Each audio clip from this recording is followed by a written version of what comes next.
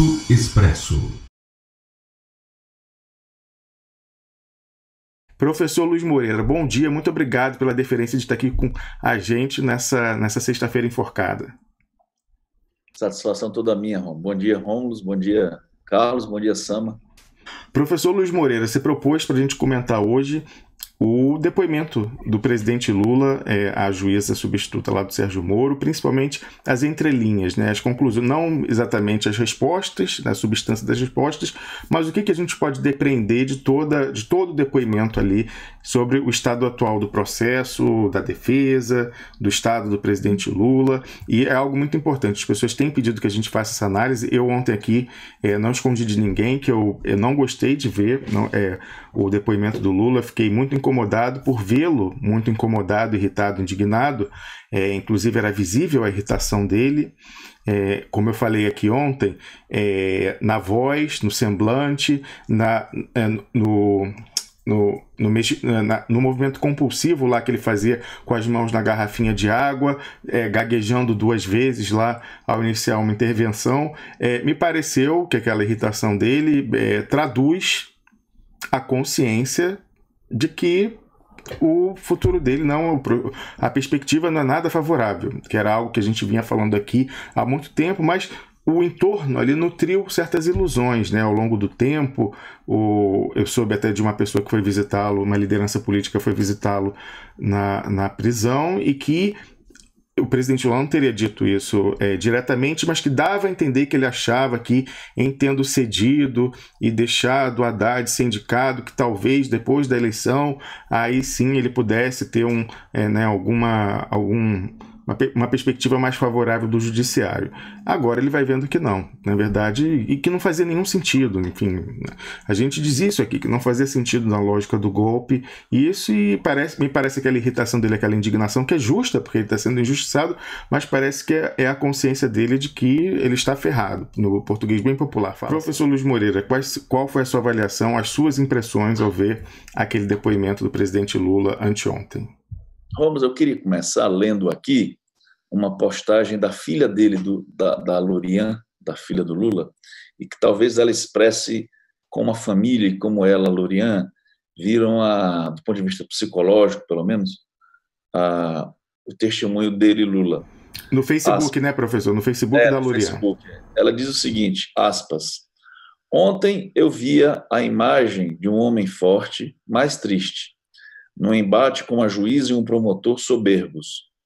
Ontem eu vi a justiça agir de forma cega e insensível perante um homem de 73 anos, inocente, que luta todos os dias para que desfaçam o mínimo da maldade atentada contra ele e sua família.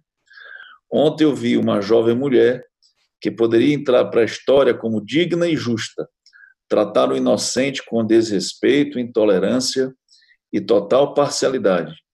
Ontem eu vi a dor de um homem que injustamente está sendo privado do convívio dos seus amigos, do seu povo, mas principalmente da sua família, das pessoas que ama, dos seus filhos, netos e bisnetos. Ontem eu vi um olhar de tristeza. Ontem eu vi um olhar de indignação. Ontem eu vi uma súplica. Me leva com você? Ontem meu coração partiu em mais pedaços, meu corpo se sentiu mais cansado. Meu pai, meu amor, todos sabem da sua inocência, inclusive os que te julgam, condenam e maltratam. A história vai cobrar. Não estaremos mais aqui para ver, mas no futuro a história mostrará quem é quem. Continuo aqui com fé, com amor e com esperança. Queremos Lula livre. Lorian da Silva.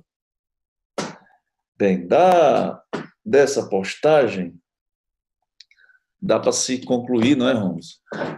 Que do ponto de vista psicológico, a família já está quebrada, né? Professor, eu não quero ser cruel, mas muitas pessoas, desde o início do calvário do presidente Lula, diziam assim, a história já absolveu ele, a história vai condenar os seus algozes. Me desculpa, eu vou repetir aqui, o ilustríssimo embaixador Samuel Pero Guimarães. A história é escrita pelos vencedores. Tá? E esse foi um erro do próprio presidente Lula, porque o embaixador Samuel Pero Guimarães foi lá no Instituto em 2012, antes do 2013, daquela confusão, e falou pro presidente isso: presidente, o senhor tem que voltar em 2014, se eu não voltar em 2014, o senhor vai ser preso. Falou pela segunda ou terceira vez, porque disse isso em 2010, quando estava se despedindo lá do Ministério, e falou de novo em 2012 no Instituto Lula. E aí o Lula teria respondido isso: ah, mas eu já fiz a minha parte na história, meu nome já está na história. O embaixador falou: presidente, isso é um equívoco, a história está sempre sendo escrita e ela é escrita pelos vencedores. Então, parece cruel falar isso, desmentindo a informação da Lurian, mas é isso mesmo, dizer que a história vai absolvê-lo, que vai condenar. Sinto muito, a história é escrita pelos vencedores, então não é tão certo assim. Inclusive, nós já tínhamos publicado um artigo lá atrás sobre isso, quando começou a história da mandelização do Lula, né? A pessoa dizendo: ah, se ele for preso ele vai ser o Mandela, tal. Logo depois, no dia que ele foi preso, o pessoal já começou praticamente a vender camisa, assim, como se fosse Nelson Mandela, tá dizendo: ah, ele já é um mito, já entrou na história, agora ele é um mártir. Aí eu publiquei um artigo retomando essa ideia, tá lá, ele foi preso no dia se entregou, né, no dia 7 de abril, esse artigo foi publicado no dia 9, e lá eu coloco essa questão aí, dizendo que quem escreve a história é que determina, e tem esse texto aqui falando, por exemplo, eu falava, quando a pessoa tem um exemplo aqui que até é meio caricato, lá do Bocassa, que eu estou procurando a foto aqui, ele se aqui reproduzindo, né, ele quis reproduzir aquela questão lá do o Napoleão, né, a autocoroação imperador. Aí ele era, né, pegou a República Centro-Africana depois da independência da França, um país paupérrimo, e decretou que ele deu um golpe e disse que agora era o Império Centro-Africano e ele era o imperador, ele próprio se coroou. Você vê que ele reproduziu toda a indumentária do Napoleão, aqui está original, e ele lá fazendo, e disse, ele achou que ia passar assim para a história, mas não passou. Então, o problema da pessoa achar que já está cultivando a sua imagem, tem que ver quem fala, quem entra ou não para a história da forma que entra, é quem está no futuro, não é quem está no presente. Então, não quero ser cruel, mas isso aí não é consolação, professor Luiz Moreira. Sim, o grande problema nosso, Ramos, acredito eu, das forças progressistas, centro-esquerda, é que nós continuamos subestimando tanto a direita brasileira quanto as instituições jurídicas. O que nós vimos no depoimento foi claramente a juíza, uma pessoa muito mais preparada juridicamente que o Moro. Ela conhece muito o processo penal, dava para ver que ela conhecia também, Carlos Krebs, o processo detalhadamente, e alguém que, por substituir o Moro, a quem ela chamou de colega, embora o Moro seja ora ministro da Justiça, mas não é colega mais, se fosse colega ele estava julgando o processo, né? Alguém que não perdeu a oportunidade de enquadrar o Lula, fazendo, então, às vezes, de Ministério Público. Repara o seguinte, aquele que a comunidade deu para o Expresso, o papel do juiz na condução dos depoimentos não é simplesmente de impor uma regra ou uma conduta ao depoente, ao réu, no caso o presidente Lula, é estabelecer uma postura tal que garanta paridade de armas à acusação e à defesa. Ou seja, o magistrado é aquele que se porta para administrar os possíveis embates entre as teses da defesa e as teses da acusação. Ele atua como um mediador, é isso que se espera, não é, professor? Mediador, porque vez que ela, pelo menos em tese, ainda não tem um juízo definido ou de absolvição ou de culpabilidade, pelo menos em tese. Então, o que é que ela quer ali? Ela quer ouvir o depoente para que o depoente se explique. Explique sobre o quê? Sobre a acusação. Repara o seguinte, se você verificar o áudio, aliás, o vídeo, toda hora o presidente Lula é interrompido, toda hora o presidente Lula é advertido do que não pode fazer, ele nunca era advertido do que podia fazer, salvo ficar em silêncio, né? Por 2 vezes a defesa foi interrompida e o presidente Lula foi interrompido, e a juíza disse o seguinte: se o senhor não está claro qual é a acusação, paremos e a defesa lhe explica, ou então que o senhor pode permanecer calado. Já quando falava a acusação, repare o seguinte: quando a acusação falava, a postura da juíza é que estava, ela como se ela estivesse diante de um colega que com ela conduzia o depoimento.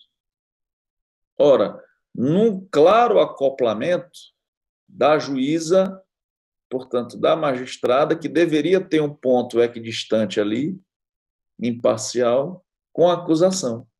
Então, nas vezes em que a acusação falou, nós podíamos ouvir que estava ao lado dela, na tese da acusação, a juíza.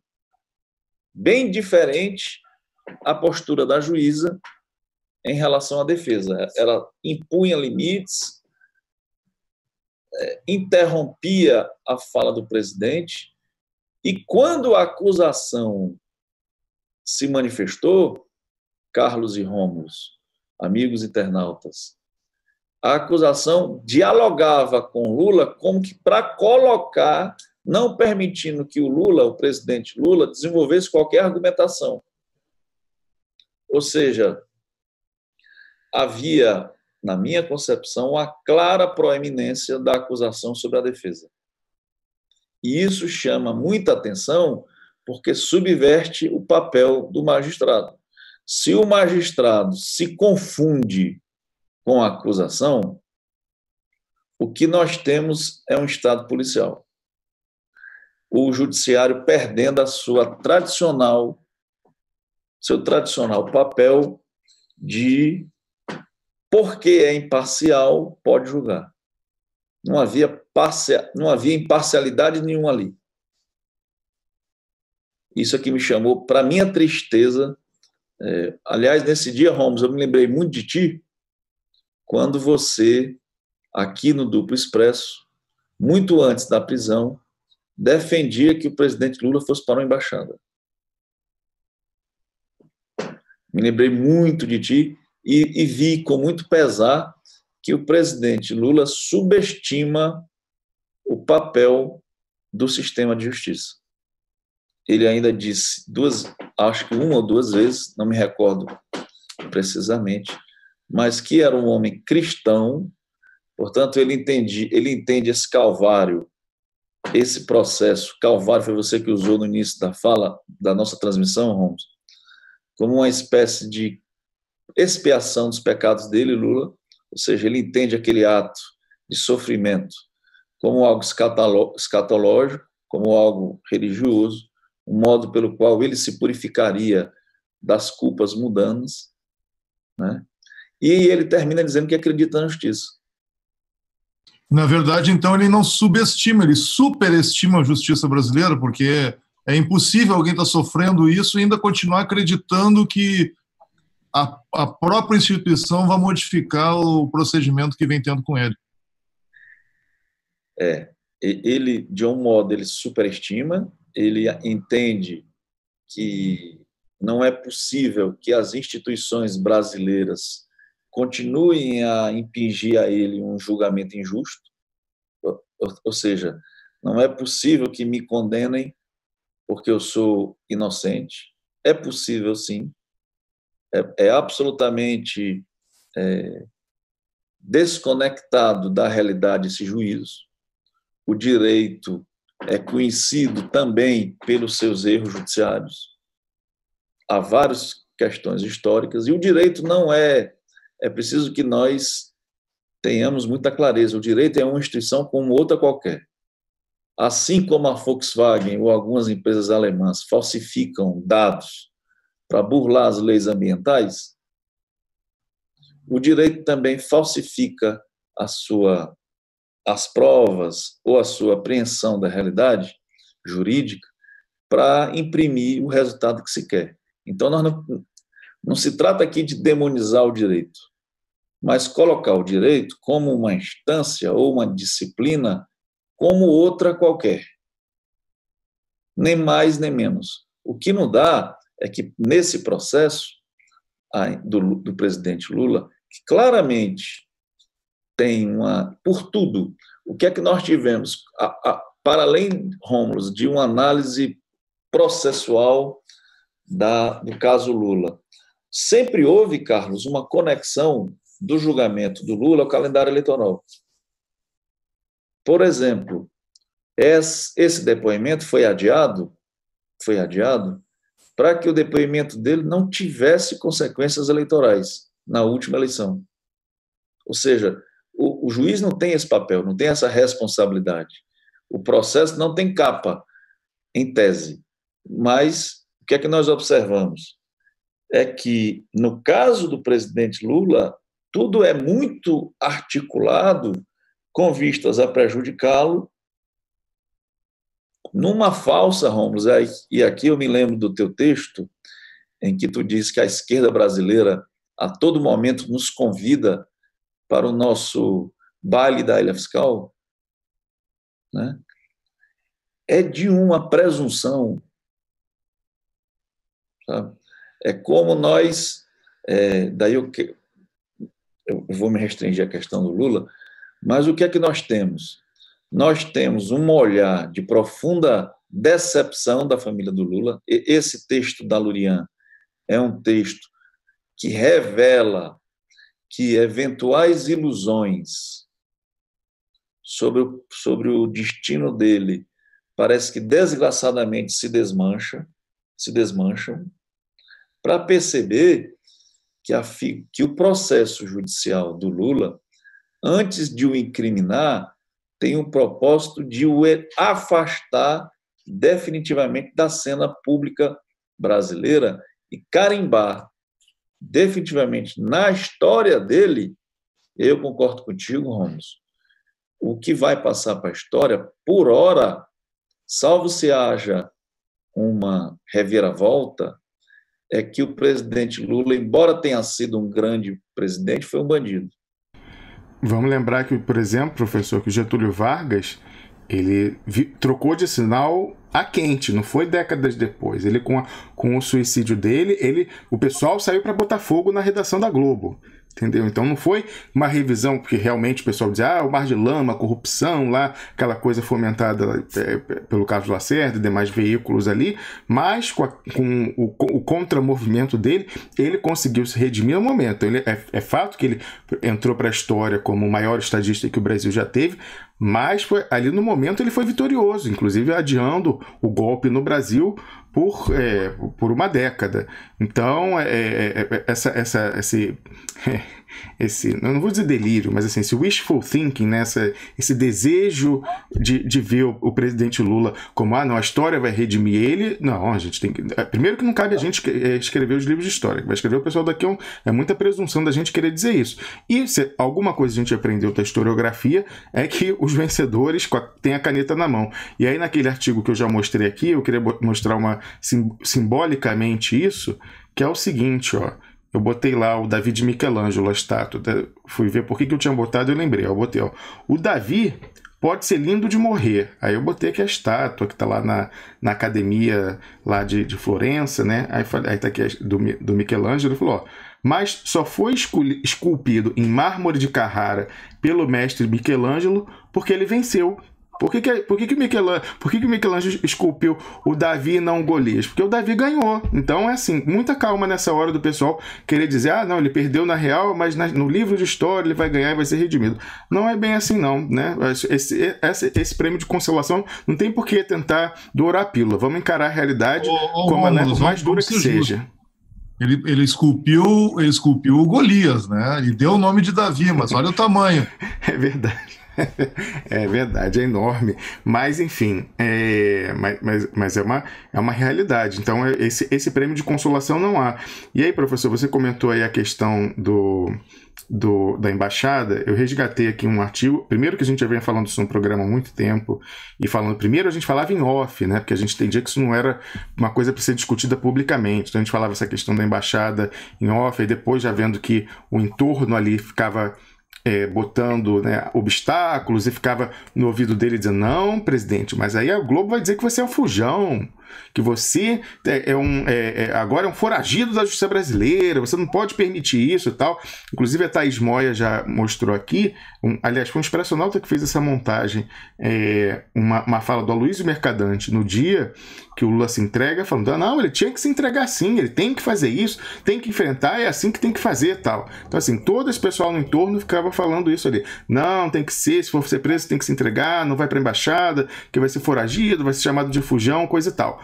E a gente tentando fazer a mensagem chegar, e aí por último a gente lá num esforço, um mês antes da prisão, ó, a gente publicou em março, ele foi preso em 7 de abril, então a gente publicou em 14 de março esse artigo, ó, era um apelo nosso aqui, não nos deixe sem liderança, presidente Lula.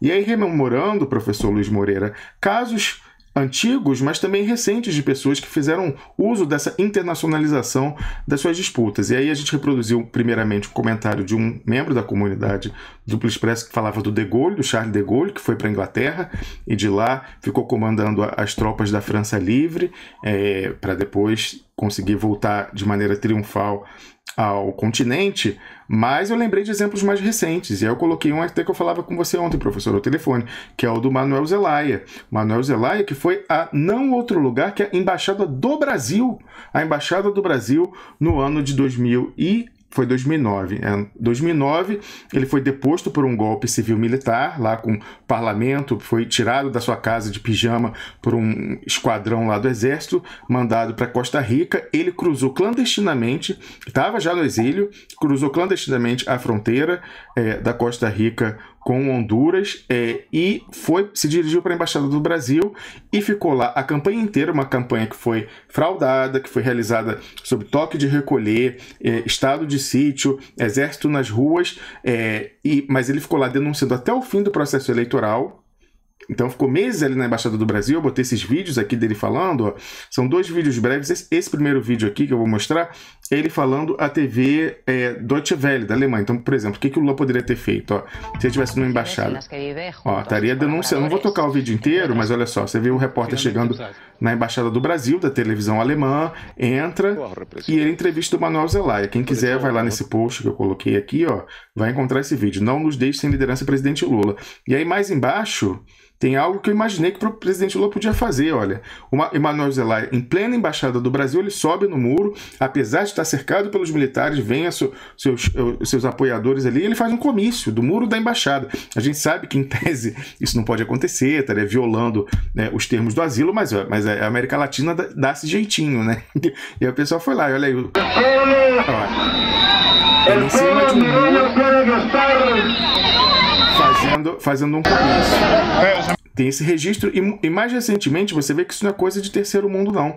Aqui o senhor, em catalão se fala Carles Puigdemont, que é aquele ex-presidente lá do governo regional da Catalunha. Ele, quando estava sofrendo a perseguição política lá do Estado espanhol, pelo judiciário, o que ele fez? Foi para Bruxelas, o coração da União Europeia, dizendo, esse problema não é espanhol, esse problema é europeu. E foi lá pedir asilo diplomático na Bélgica. Mais recentemente ainda, isso foi depois do artigo publicado que foi essa semana, o presidente Rafael Correa, ex-presidente do Equador, pediu asilo também à Bélgica, indicando que está sendo perseguido. Então, a gente via como importantíssimo o presidente Lula naquele momento ter ido para uma embaixada por diversos pontos de vista, professor. Primeiro, porque ele ia internacionalizar a questão, criar um embaraço internacional, ali, um incidente diplomático. Em segundo lugar, ele ia continuar tendo controle pleno da própria narrativa. Então ele ia falar por ele próprio, ele ia fazer suas imagens e podia gravar áudios e vídeos no momento que quisesse para falar com a sua base. Então não ia deixar essa base acéfala. Em terceiro lugar, era até o controle, a segurança física. Ele ia controlar o que ele comia, o que ele bebia, que a gente não sabe o que estão dando para ele na prisão. Algumas pessoas notaram que ele está abatido, parecia envelhecido naquele vídeo. Quem sabe o que eles estão fazendo com ele lá, o que estão botando na água dele. A juíza lá, a carcereira, não deixou colocar um frigobar na cela dele. Será que é para ele não poder ter a garrafa lacrada lá e ter que pegar o copinho de água que o pessoal pega da geladeira e botar lá um pozinho? Não sei, a gente não sabe. Então, enfim, era fundamental. E o caso era, ele deveria ter ficado lá denunciando durante todo o processo eleitoral e depois pedir se fosse o caso, depois desse resultado, se não houvesse condições do Estado que está concedendo o asilo mantê-lo lá, por ele ser uma figura agora, né, ele seria uma afronta ao novo governo, aí ele receberia um laissez-passer para ir para o aeroporto, partir para o exílio e comandar um governo brasileiro no exílio, como teve quando o franquismo ganhou na Espanha. O governo socialista foi para o México e ficou o governo da Espanha no exílio. Quem, além do Lula, poderia chefiar um governo brasileiro no exílio? O Haddad? A Dilma? Ia ter alguma notoriedade internacional? É evidente que não. Então, assim, o mau aconselhamento, professor, ao presidente Lula, assim, realmente foi fatal. Fatal, e não foi só fatal para ele, foi fatal para o Brasil, infelizmente, professor Luiz Moreira. E parece-me, viu, Romulo, Carlos, que é o seguinte, o que é que se pretendeu? De novo, essa subestimação da realidade. O que é que se pretendia? Achava-se que o Lula preso, né, a prisão dele, haveria uma grande efervescência popular que inviabilizaria o sistema econômico, político do Brasil. Né? Não houve nada. Você vê que mesmo a manifestação que foi convocada para Curitiba foi um fiasco. Agora, o número de pessoas que se reuniram em Curitiba durante o depoimento do Lula é insignificante. O número de pessoas não chegam a 1.000 pessoas. Né? Então, repara, esse é o primeiro caso. Não houve, com a prisão de Lula, a deflagração de uma contestação ao regime. Nem uma contestação política, nem jurídica, nem social. Né? Ou seja, essa prisão ela foi absolutamente normalizada, naturalizada, como um dado qualquer da realidade. Mas o que é que se pretendeu? Pretendia-se ou tinha-se a concepção de que o Lula não poderia ir para a embaixada porque ele, preso, haveria uma grande convulsão social que resultaria na eleição do Haddad presidente da República. Né? Não houve a convulsão, mas aí a troca dessa convulsão social, o prognóstico por uma convulsão social não ocorreu, não se efetivou, mas imaginava-se que a prisão dele geraria uma onda eleitoral. Né? Também não gerou, Bolsonaro ganhou.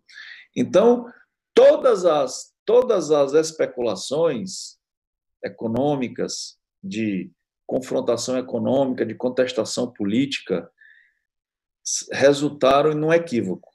Só que essa estratégia tinha um problema, a pessoa do Lula. Né? Porque é muito fácil fazer prognóstico com resultados e com vitórias eleitorais, com vitórias políticas, quando quem faz o prognóstico equivocado continua na sua casa, no recanto do seu lar. O problema desse baile da ilha fiscal, ou seja, dessa esquerda festiva, que tudo erra, tudo faz e dá errado, é que quem pagou foi o Lula. Né? Você vê na carta da manifestação da Lurian, a Lurian não é uma menina, a Lurian é uma senhora. Então, ao interpretarmos a manifestação dela, se revela alguém que está despedaçado, cujo pai era presidente da República, cujo pai foi presidente da República, aprovado com 87%, fazendo os seus sucessores, e se encontra preso e não pode nem falar. No depoimento do Lula, e aqui a gente vai fazer, não se apoquente aí, você que nos ouve, nós vamos fazer uma análise ainda agora das entrelinhas da do depoimento, mas o que é que nós vimos? Nós vimos um homem profundamente irritadiço, que sequer a autoridade de presidente da República, de ex-presidente da República, era reconhecida. Por quê? Porque ele sequer podia falar. Repara o seguinte, o presidente Lula não contou no depoimento com o benefício da dúvida.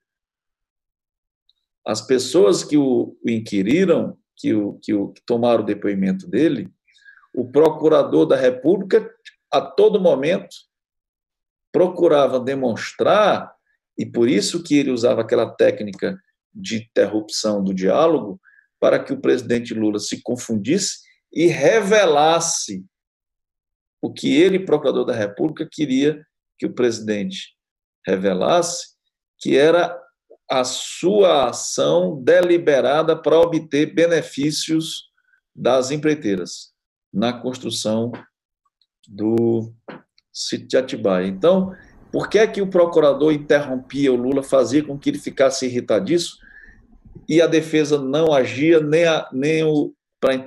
para que o procurador respeitasse que o presidente Lula terminasse sua fala, nem a defesa, nem o Lula e nem a juíza permitiam que o Lula, ou interferiram para que o Lula concluísse o seu raciocínio. Aquilo é uma técnica de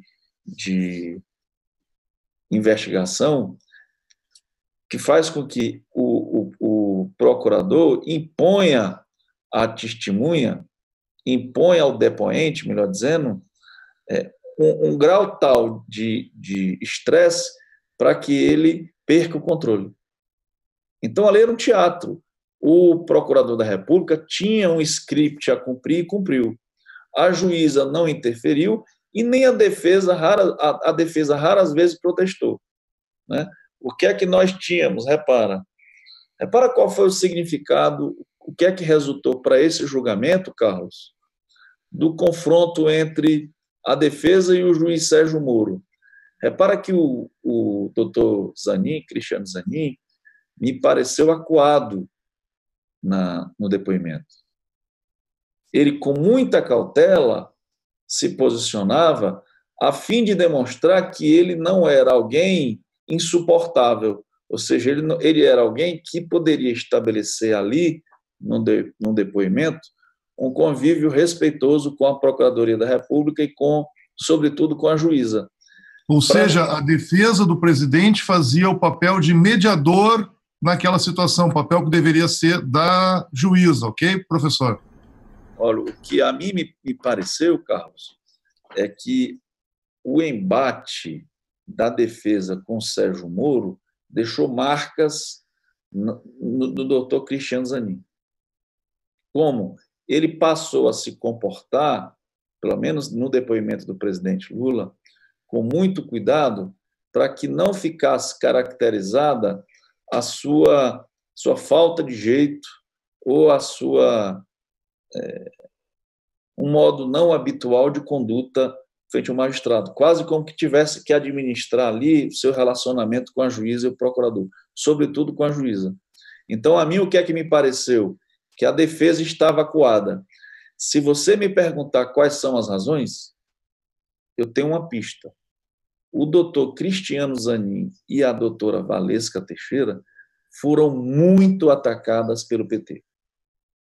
Muito atacados pelo petismo jurídico, que tiveram, durante todo esse processo, houve movimentos de substituição, eles pretendiam substituir a doutora Valesca e o doutor Cristiano por alguém próximo a eles do petismo jurídico, porque é preciso que se diga, o doutor Cristiano e a doutora Valesca, eles são pessoas que se vinculam ao presidente Lula e não ao PT. Então, o que é que pareceu? Me pareceu que esse ataque, que a todo momento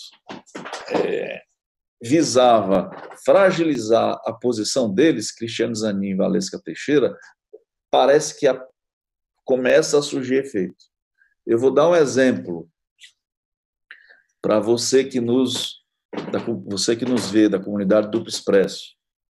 Aquele habeas corpus que foi movido pelo Paulo Pimenta, pelo Vadir Damos e pelo Paulo Teixeira, Dele não tomaram conhecimento o doutor Cristiano e a doutora Valesca, numa clara tentativa de desestabilização da defesa, ou, ao menos, de contornar o papel que o doutor Cristiano e a doutora Valesca exercem no processo.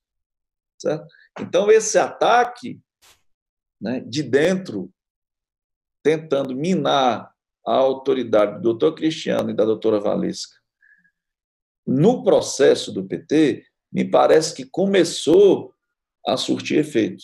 Porque o doutor Cristiano, que é sempre tão combativo, tentava, naquele processo, acenar para a defesa, acenar para a juíza e para o procurador da República numa mudança de comportamento.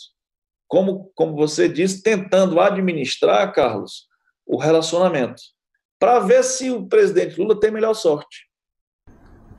Professor, eu concordo, também fiquei com essa impressão quando eu vi. Agora, só brevemente, com relação àquele habeas corpus dos 3 deputados, o Paulo Pimenta, o Vadir Damus e o Paulo Teixeira, talvez eles tenham escondido dos advogados técnicos Cristiano Zanin e Valesca Teixeira, porque eles teriam achado esquisito e criticado aquela história de colocar como autoridade coatora o Sérgio Moro, né? Então não convinha, porque é muito legal mostrar na peça de propaganda política, eles que eram deputados que iam concorrer à reeleição, que eles quiseram lá, foram brigar com o Sérgio Moro, que não tinha mais nada a ver naquele momento, não tinha mais nada a ver, ele não era o juiz da execução. E aí algumas pessoas perguntando o que o Moro está fazendo lá nas férias dele, como que ele entrou se ele não é mais o juiz? Ele entrou porque no habeas corpus os deputados colocaram ele como autoridade coatora, porque queriam um embate polarizar com o Moro para ficar bem na foto para a eleição. Então talvez se os advogados tivessem visto antes, iam notar que aquilo era uma peça meramente eleitoral e eleitoreira, professor Luiz Moreira. Mas também deve ter servido para ganhar, em contrapartida, um documento falso que serviu de álibi para o juiz Sérgio Moro, não é, Rômulus? Esse é outro episódio, Carlos. Não, mas é que uma coisa pode estar vinculada à outra. Enfim.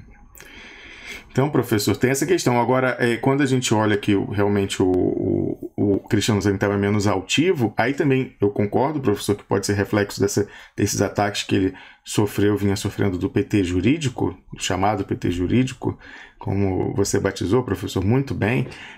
Mas eu acho também que é o seguinte, é a consciência plena de que nesse momento eles dependem totalmente da boa vontade da justiça, porque o presidente Lula, infelizmente, por esse aconselhamento errado do seu entorno, ele foi voluntariamente se desarmando ao longo dos meses, desde o ano passado. Então, toda a alavancagem, toda a posição de força que ele poderia ter diante do golpe, e o judiciário, a justiça, é parte desse consórcio do golpe, ele foi voluntariamente se desarmando, esperando, agora com esse sinal meu vai vir a boa vontade do lado de lá. E não vi. Então a questão lá da indicação do vice, quando surgiu a discussão do vice no final do ano passado ainda, a gente falou, o presidente Lula tem que colocar um vice chamado vice-lobisomem. Quem deu esse nome foi o senador Requião, que era o próprio. O Requião era o vice-lobisomem. Falar o quê? Se tiver alguém que dê mais medo ainda no mercado, é mais provável que eles mantenham o direito do Lula de concorrer. Agora, se colocarem como vice alguém que é o sonho de consumo do mercado como candidato, como era, por exemplo, Fernando Haddad, aí é a certeza que vão inabilitar o Lula para que o vice se torne titular. Mas é tão elementar. A gente vinha dizendo isso lá desde o final do ano passado, mas a mensagem não acabou. Eles disseram, não, vamos dar esse gesto de boa vontade, colocar o Haddad, porque aí eles vão retribuir. Não retribuiu. E aí vem isso, aí depois vem a questão de não ir para uma embaixada, mais uma vez se desarmou, a questão de se entregar no sábado, em vez de esperar até a quarta-feira seguinte, que era o julgamento no STF, lá na resistência do sindicato, que não houve. Depois a questão de o próprio PT substituir a candidatura do Lula pela candidatura do Fernando Haddad, não foi o STF, foi o PT que livrou a cara do STF, inclusive, que ficou assim desobrigado de descumprir a decisão da ONU. Para todo mundo, todos os colóquios internacionais de reuniões de ministros do STF, os ministros vão poder dizer, não, a gente respeitou a decisão da ONU, quem desrespeitou foi o próprio partido que substituiu a candidatura. Enfim, o Lula foi se desarmando e agora ele não tem mais nenhum trunfo, não tem nenhuma carta na manga, nenhuma alavancagem com relação ao golpe. Então, de fato, professor, nesse momento, tudo que eles podem esperar é clemência, mas essa clemência não vai vir. Então, eu acho que também se explica um pouco por isso, professor Luiz Moreira. Deixa eu tentar me explicar para a comunidade do Duplo Expresso, porque é que eu acredito no sucesso da defesa do doutor Cristiano e da doutora Valesca. A concepção ora reinante no Brasil, ela faz com que o papel do advogado seja irrelevante, certo? Nós tínhamos uma tradição no Brasil de achar que a denúncia penal, o oferecimento da denúncia, ela circunscrevia o processo àquilo que estava presente na acusação. Então, o que é que você fazia? Tentando traduzir. O Ministério Público, que tem o monopólio da ação penal pública, o que é que ele faz? Ele diz assim, ó, o cidadão A está acusado de B, C e D. Certo? Aí o juiz diz, é plausível a acusação de que o cidadão A vai receber, vai se defender sobre a acusação B, C, D. E o que é que faz a defesa? A defesa, então, ante essa acusação e o recebimento da denúncia, oferece uma defesa sobre B, C, D. Ele não oferece uma defesa sobre E. Então, isso é que é a lógica do processo penal. Aí você me pergunta, no início do debate, o presidente Lula, do depoimento, mas do debate, né? O presidente Lula pergunta se estava sendo acusado da propriedade do imóvel, da propriedade do sítio. Então, o que é que a juíza responde? Não, o senhor não está respondendo por ser dono do sítio. O senhor está sendo acusado por 2 crimes, corrupção passiva e lavagem de dinheiro. Isto é, os benefícios, as reformas que foram acrescentados ao sítio, né? Ou seja, aqueles atos das empreiteiras na construção e reforma, na construção de cômodos, reforma do sítio, aparelhamento da cozinha, foram tidos pela acusação como corrupção passiva e lavagem de dinheiro.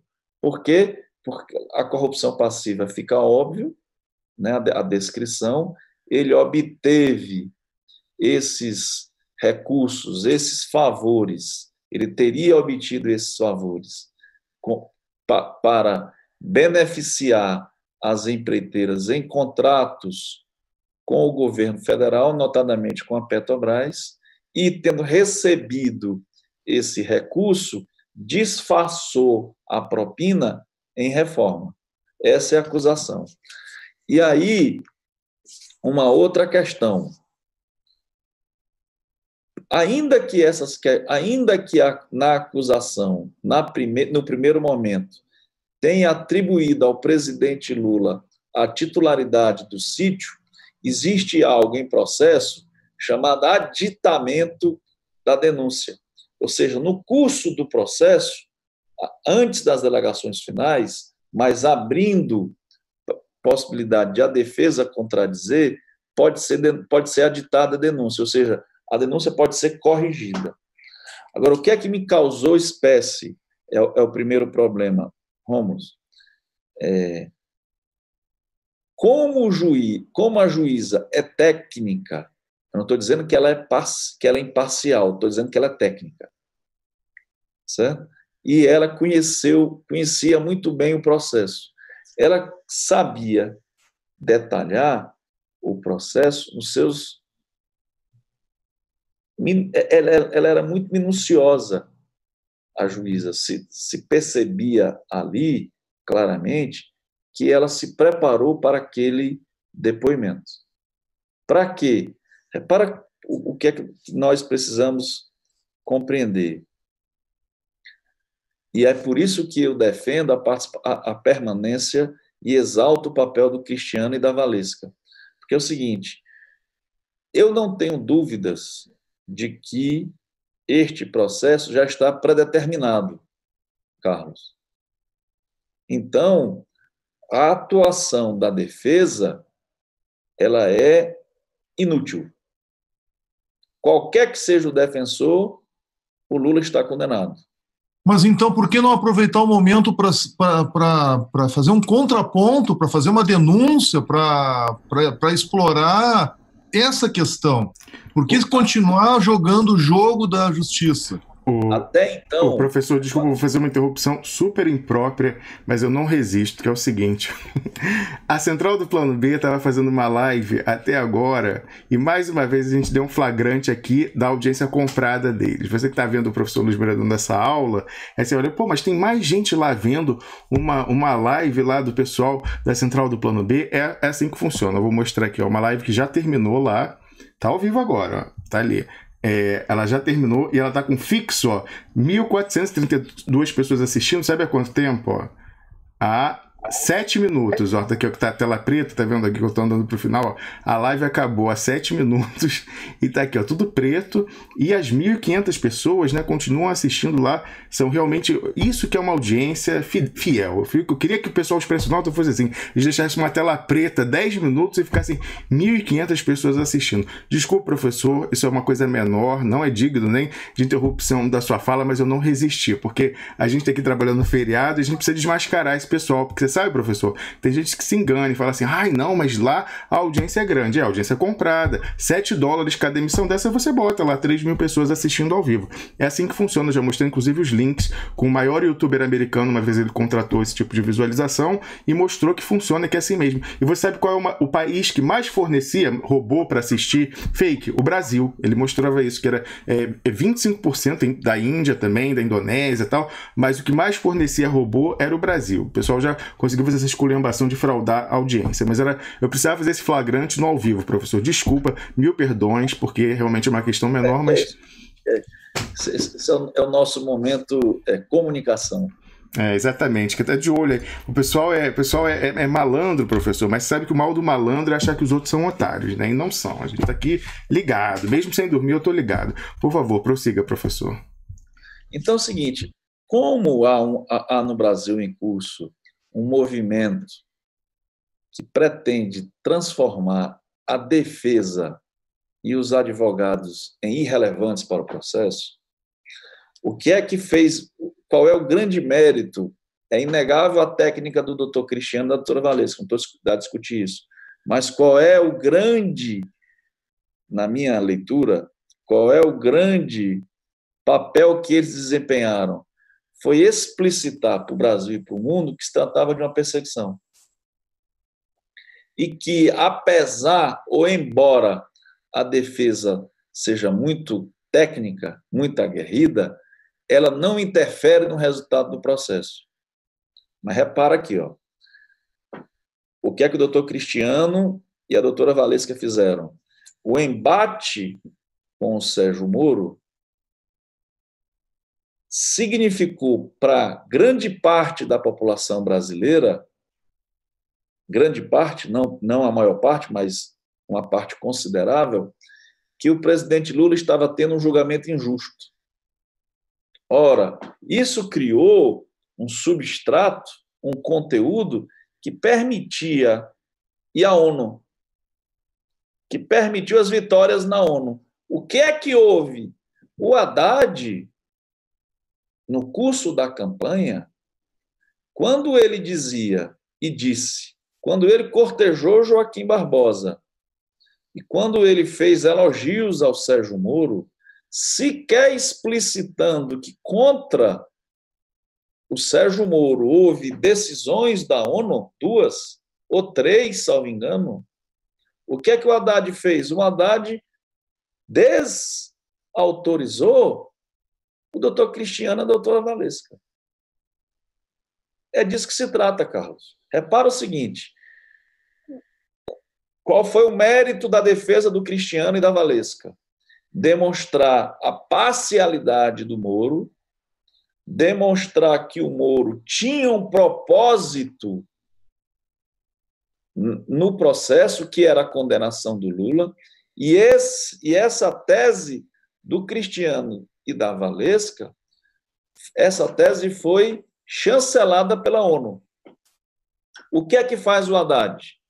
O Haddad vai à TV e diz que não se trata de lawfare, que portanto, desautoriza tanto o doutor Cristiano e a doutora Valesca quanto a ONU, e que a condenação do presidente Lula será corrigida nos tribunais superiores. Portanto, que há uma regularidade na tramitação do processo do presidente Lula e que sua condenação é mera obra do acaso, não se trata de um projeto, nem de algo que é estruturalmente viciante, capaz de merecer a intervenção da ONU. Então, isso reflete diretamente na postura da defesa agora, que é para dizer o seguinte, bem, será que nós estamos causando problema? E que se nós adotarmos a conduta pretendida pelo Haddad, terá o presidente Lula melhor sorte? Esse é o problema. Essa é a questão. Não é por acaso que eu tenho como definitiva a postura do Haddad em cortejar o Joaquim Barbosa e elogiar o Sérgio Moro, significando um acoplamento desse projeto de parte do PT à criminalização da política, tentando eles se beneficiar disso. Porque, claro, se não há problema, o que é que está fazendo o Cristiano? O que é que está fazendo a Valesca? Eles devem ser substituídos por um advogado do esquema do petismo jurídico. É disso que se trata. Certo? E, convenhamos, para quem está, como o doutor Cristiano e a Valesca, permanentemente com Lula e vê todo o tempo esse boicote, né? Você vai à ONU, ganha uma liminar e o candidato do PT diz em cadeia nacional de TV que as razões que levaram a ONU a manifestar-se liminarmente não subsistem. Então, o que é que você faz? Você pode dizer assim, bem, talvez seja eu mesmo, cri-cri, e eu tenha administrado mal a minha conduta, e se agora eu contornar, pois não, se eu agora me adequar, talvez o presidente Lula tenha a melhor sorte. Pois não, Carlos? Vem a ONU, chancela, né, a posição da defesa técnica do presidente Lula, e agora vem o novo futuro presidente e ratifica isso, alçando o juiz que perseguiu criminalmente o presidente à condição de ministro. Exatamente. Deixa eu tentar aqui, Carlos. Eu fiz mais ou menos aqui um roteiro ontem dessa fala com o Rômulo para tentar esclarecer a nossa comunidade Duplo Expresso das principais dúvidas que podem nos assolar a todos. A primeira questão que eu vou tentar responder, que eu e o Rômulo chegamos a ela, é a seguinte: a relação de Lula com os empreiteiros, a relação pessoal dele com os empreiteiros que resultaram indiretamente na reforma do sítio, é suficiente para condená-lo? Né? Ou seja, você que está nos ouvindo concretamente, você vai dizer o seguinte, bem, o Lula era amigo ou mantinha uma relação com o Emílio Odebrecht. 2, também mantinha relação com o Léo Pinheiro, da OAS. Certo? Essas pessoas foram procuradas, não se sabe exatamente por quem, se por Dona Marisa, que está, infelizmente, morta. Também é muito fácil, viu, gente? Atenção, é muito fácil colocar nela a culpa, ela não pode se levantar contra a acusação. Né? De qualquer maneira, repara o seguinte, o que é que há ali muito claro?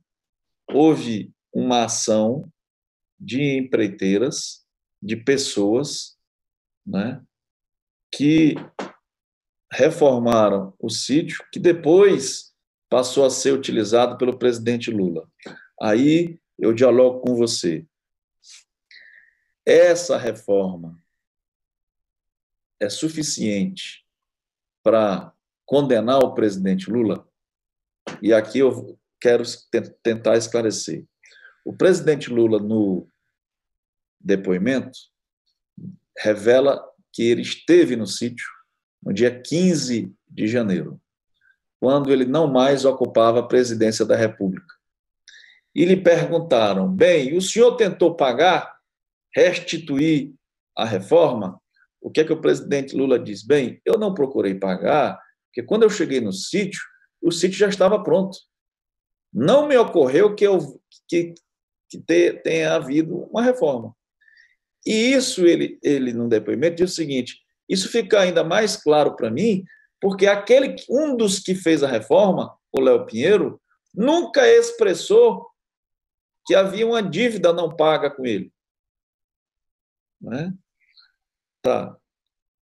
O Marcelo Odebrecht, o filho do Emílio Odebrecht, que é com quem supostamente com Emílio Odebrecht, teria sido articulada a reforma, o Marcelo Odebrecht diz o seguinte em seu depoimento, que de modo algum a reforma no sítio resultou em contrapartida na Petrobras.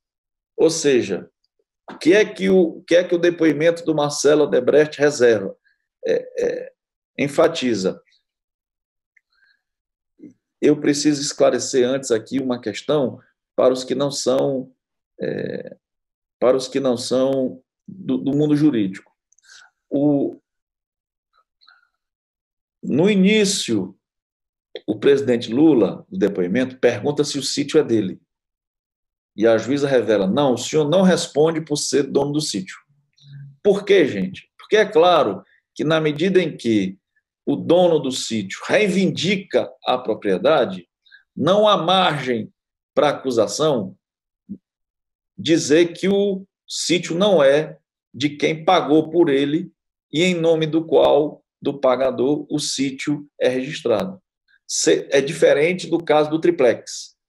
Né? No caso do triplex, havia um dono, que era a OAS, contra aquele apartamento havia uma penhora decretada pelo Tribunal de Justiça do Distrito Federal, uma penhora de um bem da OAS. Mas o dono do triplex dizia que o triplex não era dele, mas do Lula. Né? Tá. Nesse caso de Atibaia, não dá para insistir que o Lula é proprietário, porque o dinheiro sai da conta do ora proprietário por uma ordem de pagamento, né? Por um cheque administrativo.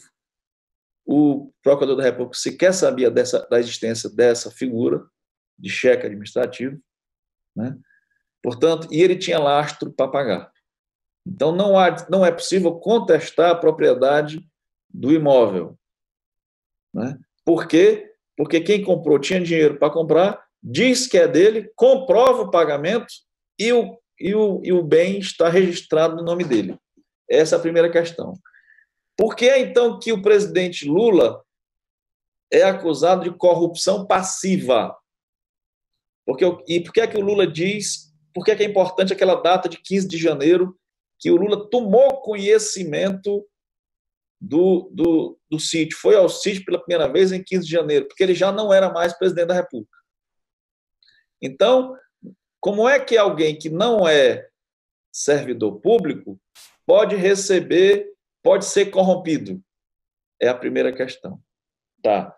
Existe uma promessa. O que é que a acusação quer fazer? A acusação, o Ministério Público quer caracterizar que houve uma promessa, dizer assim: olhe, você que é muito influente, nós vamos aqui fazer uma reforma com o propósito de te beneficiar.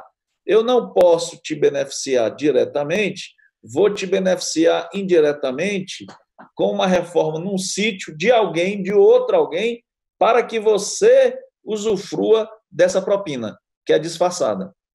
Certo? Ora, o que é que diz o Lula? Eu não tomei conhecimento dessa reforma. Quando eu cheguei no sítio, o sítio já estava reformado. Certo? É o primeiro fator. E qual é a questão? A questão, qual é a disputa ali do Ministério Público com Lula? É dizer, bem, mas o senhor não sabia dessa reforma? Nós encontramos, inclusive, um documento na sua casa. Então, o que é que o Lula diz? Bem, eu não tomei conhecimento porque eu não participo dessas questões da economia doméstica desde 1975. Há uma parte no depoimento que o Lula chega a dizer o seguinte, bem, a dona Marisa, pão dura que era, ele não disse que ela é pão dura, mas é isso que ele quer dizer, né? Nunca aceitaria que os utensílios da cozinha custassem 140 mil. E é por isso que a dona Marisa diz o seguinte, eu vou levar coisas que eu tenho, que não uso, que são duplicadas, ou seja, existem um espremedor de fruta, ela tem 2, 3, eu vou levar parte disso para o sítio. E aí, o que é que o Ministério Público pergunta? O Ministério Público pergunta se essa propriedade desses utensílios não caracteriza a corrupção. O presidente diz, não, porque a Marisa nunca aceitaria esses presentes porque ela tinha. E nunca pagaria também porque ela tinha. Certo? O que é preciso que nós tenhamos cuidado nesse fator? Qual é o propósito da acusação? A acusação, o Ministério Público pretende dizer que a reforma ela significa tanto uma propina disfarçada quanto um modo indireto de enriquecimento do Lula. Por isso a acusação de lavar de dinheiro. Certo? Aí tem uma hora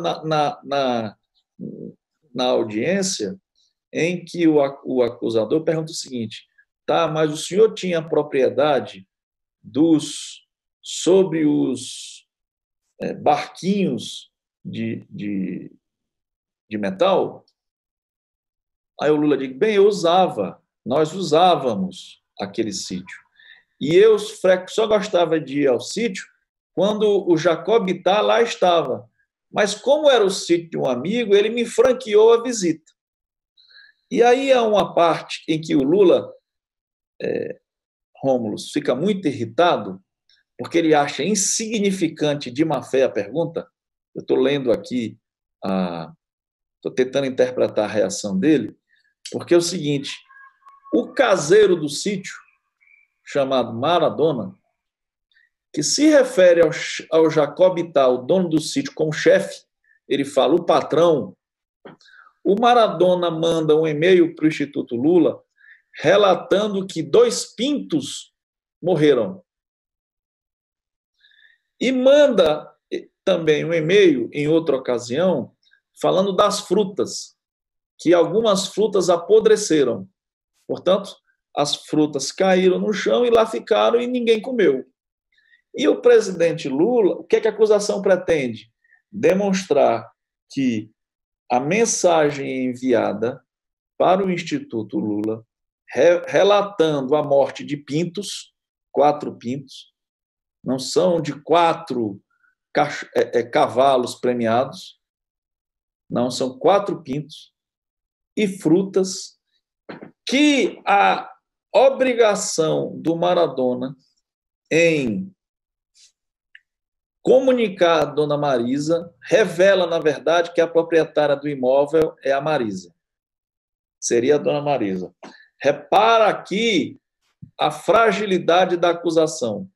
Antes, no início do depoimento do Lula, a juíza tinha dito que era irrelevante para a acusação irrelevante a propriedade do imóvel. Então, a acusação diz, né, indiretamente, que o Lula e a dona Marisa não são os proprietários do sítio. Se não são proprietários do sítio, qual é o problema, qual é a razão de eles baterem na tecla que o envio do e-mail significa o reconhecimento pelo caseiro de que Marisa e Lula são donos? O que é que isso significa? Conveniência, é isso que é o significado. Exatamente. Repara o seguinte, como não há prova material nem da propriedade do sítio, nem de que houve corrupção passiva, porque o Marcelo Odebrecht diz que a obra não se vincula aos contratos da empresa com a Petrobras, porque esse termo que eu vou usar aqui é chave, porque não há contrapartida. Porque é o seguinte, por que é que haveria corrupção passiva? Só haveria corrupção passiva se for caracterizada a relação entre a reforma e a propina.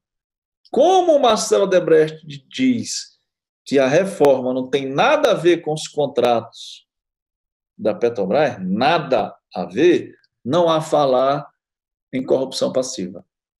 Também não há falar em lavagem de dinheiro, porque não se trata aqui de disfarçar a origem do recurso com o propósito de enriquecer Lula e Marisa. Certo? Agora, o que você falou corretamente, o que você taxou corretamente como conveniência, Carlos, o conveniência ao qual você se refere é o outro termo para narrativa jurídica. Certo? Por que é que o Ministério Público insiste em explicitar a existência de um e-mail do Maradona? Quem é Maradona? Maradona é o caseiro do sítio, não é o jogador argentino. Não é o melhor do mundo, né? Não é o melhor do mundo, né? É o caseiro que diz no e-mail que o chefe dele, portanto, o Jacob Ittar, né? Repara qual a importância desse e-mail para a defesa, contrário senso. Ele diz o seguinte: ele reconhece que o chefe dele os chefes não são Lula nem Marisa, mas o proprietário do imóvel, certo? A quem Lula e Marisa frequentam, certo? O Maradona diz: o meu chefe, Jacob Ittar, e ele envia um e-mail para o Instituto Lula dizendo assim: olhe, reportando a morte de pintos, gente, né?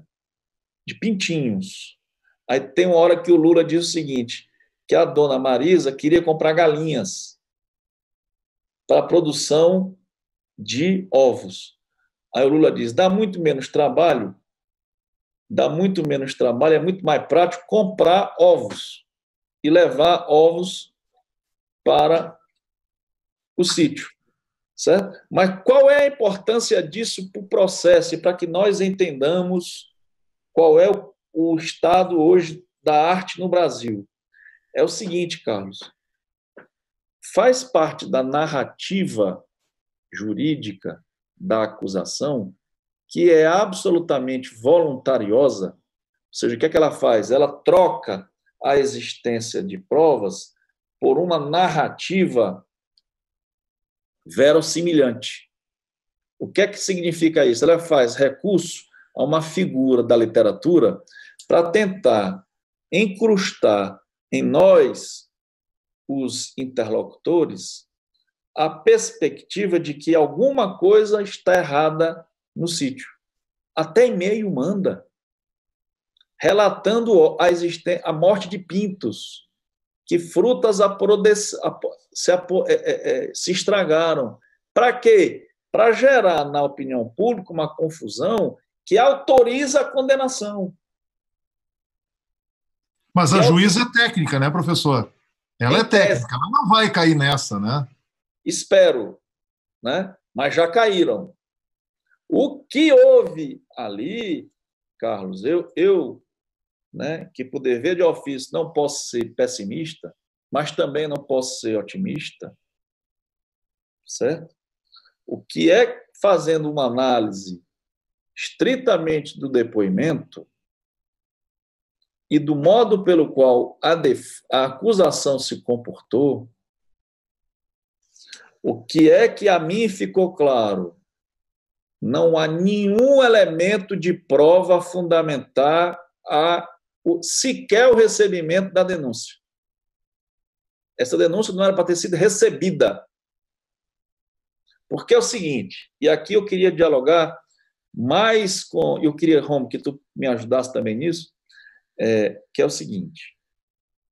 O direito é uma disciplina que, pelo poder que exerce, ela tem tarefas a cumprir.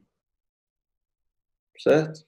Então, você que nos ouve, é preciso que nos vê, o internauta, é preciso que você tenha algumas concepções. Para o que é que houve nesse processo? O Estado brasileiro se moveu contra um cidadão. Esse Estado tem múltiplos meios de atuação. Tem a polícia, tem o Ministério Público, tem o Judiciário. A luta é muito desigual. É de uma mega estrutura que tem 200 funcionários, 300 funcionários, 1.000 funcionários, que trabalham para provar que o Lula é criminoso. Ora, nesse sentido aqui, é por isso que se inverte o ônus da prova. É por isso que cabe ao Estado, que é poderoso, provar o que ele alega. E ao Lula, o que é que cabe a ele? Cabe a ele o benefício da dúvida. Toda vez que uma tese não se comprovar, ele não precisa provar que é inocente. Por quê? Porque a inocência dele é presumida. É o contrário do que ocorre hoje. Então, é de tal modo frágil a acusação contra o Lula, daí eu emendo uma outra questão que eu preciso esclarecer, pelo menos tentar esclarecer, que essa acusação é tão frágil que ela sequer era para ser recebida pelo Ministério, pelo juiz. Aquilo é uma bobagem. Repara o seguinte, eu moro em Belo Horizonte, tenho uma casa, aí eu mantenho uma relação com os meus amigos aqui do Duplo Expresso. E aí eu sei que o Carlos ou o Rômulo frequentemente vêm a Belo Horizonte. Eu digo, bem, se hospedem aqui, na minha casa. E aí eu digo, Rômulo ou Carlos, vocês estão toda semana em Belo Horizonte. Não precisa trazer roupa, cara. Deixa a roupa aqui. Ora, o fato de as roupas deles ficarem aqui e, por óbvio, serem lavadas aqui, não significa que nem o Carlos e nem o Rômulo são proprietários do imóvel, significa apenas que eles são meus amigos. E essa relação... Eu tenho uma forma de pão de queijo aqui, professor, que eu vou levar para aí quando eu for, para poder assar, mas eu não vou trazer de volta, eu vou deixar na cozinha, tá ok? Não é? Tá, agora você me... Então, para ficar claro, não há, por parte do Ministério Público, o Ministério Público não provou nada. O que ele provou foi que há uma relação. Aí eu te pergunto aqui, meu caro internauta, você pode estar perguntando, tá, mas o Lula tem relação com o Emílio Odebrecht? Tem relação com o Léo Pinheiro? Que coisa estranha.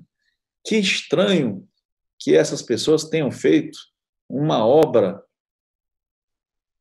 num sítio, né, e que essa obra seria para beneficiá-lo, vez que traria conforto para ele. É muito estranho, não é ético que isso ocorra. Repara o seguinte, gente, preciso que nós tenhamos muita clareza quando nós discutimos as questões. A primeira questão é a seguinte: há uma diferença muito grande entre direito e moral, direito e ética, certo? Se você não receberia, não frequentaria o sítio porque você ficaria mal, você não frequentaria o sítio de um amigo seu e lá não deixaria roupas, não se preocuparia com a existência de pintos ou com jardins ou com a horta, que parece que a dona Marisa fazia horta, né? Cuidava de alface, etc., no sítio. Se você não se sente bem com isso, é uma questão tua ou minha. Mas isso não tem nenhuma conotação jurídica. O fato de eu gostar de algo ou desgostar de algo não obriga o meu amigo, o meu interlocutor, a gostar ou a desgostar. Por quê? Porque se trata, por óbvio, de uma questão de gosto, uma questão de opção. Essa é a primeira questão. A segunda é que não é dado ao direito criminalizar essas opções de gosto. Certo? Se eu vou à Suíça e chego para o Rômulus e digo assim, Rômulus, eu vou deixar minha roupa... Ou então ele fala assim, Luiz, não tem sentido tu carregar essa roupa para o Brasil, cara. É muito pesado. No lugar dessa roupa, leva livro. E eu levo o livro. E deixo, aí eu fico na minha cabeça, toda vez que eu vou à Suíça, eu vou usar daquela roupa que é minha, que está na casa do meu amigo Rômulus. Tá, você que está nos ouvindo, que está dialogando conosco, pode não concordar com isso, pode achar uma bobagem. Pode dizer, não vou ocupar, dar esse trabalho para o Rômulus, deixar essa roupa lá no quarto da casa dele. Né? Porque vou dar outra opção. Tá, você pode fazer isso, mas eu não posso te reprovar, nem você a minha escolha. Mas isso não pode resultar em processo contra essa opção, processo criminal contra essa opção. O que é preciso que nós tenhamos muita clareza? Primeiro, que as opções que o Lula tomou com o Jacó, o amigo dele, dizem respeito a uma relação de profunda amizade entre famílias que se conhecem há mais de 40 anos. E que o Lula tem como relação de parentesco. O Lula se refere aos filhos do amigo dele, né, como filho. Ele tem uma hora que ele diz que o filho do rapaz, do Jacó Bittar, teme mais a dona Marisa que a própria mãe. De tal modo a relação, Rômulus, era profunda. É profunda. Certo? Para quê? É para que nós tenhamos... Por que eu estou insistindo nessa argumentação? É para quando você for a um debate, não se sentir constrangido em defender que, naquele caso do Lula com os proprietários do sítio, a relação é íntima, é familiar. Certo? Portanto, as escolhas que eles tomaram dizem respeito ao contexto de profunda vinculação afetiva. O que é que o Ministério Público quer? Quer transformar essa relação afetiva, dar a essa relação afetiva consequência penal. E aí, há uma bobagem que o Lula fala, uma bobagem que denota, viu, gente? É uma das questões que mais me chamaram a atenção no depoimento do Lula, é que o Lula ainda conserva uma pureza da alma. Sabe? Eu fico até chocado como é que alguém que foi presidente da República 2 vezes, elegeu a sua sucessora, quase elegeu o Haddad, né? Vamos reparar aqui, gente. A força política do Lula é tão grande que ele quase elegeu pela 3ª vez um Porte. Quase. Ficou 10 pontos só. 5 pontos de diferença. Não é? Ou seja, mas o Lula guarda ainda a quase ingenuidade, Carlos, ele chega a dizer o seguinte, pergunta para ele, por que é que você dormia no principal quarto da propriedade do sítio? Aí o Lula diz assim, bem, primeiro porque eu sou íntimo dele e ele fazia isso é muito comum, viu, gente? Eu sou nordestino, o meu pai, quando recebia alguém na casa dele e esse alguém era muito importante para ele dava o quarto dele para esse hóspede dormir. Era um profundo gesto de reconhecimento ao interlocutor e de carinho. Então, precisamos dizer que o Lula tem 73 anos, ele é um homem nordestino, de Pernambuco. Então, na cabeça dele, ocupar o quarto principal da casa, o proprietário sair ceder o seu quarto para que o Lula ficasse, se tratava de um profundo gesto de amizade. Não tem nada de errado nisso, ao contrário. É um ato muito bonito para nós que somos nordestinos. Aí o que é que o Lula diz? E eu também, quando era presidente, me hospedei no Palácio da Rainha da Inglaterra e no Palácio da Rainha da Suécia, no quarto principal. O que é que o Lula quer dizer ali para os algozes dele? Ele quer dizer que ele, como presidente da República, era e é uma pessoa respeitável.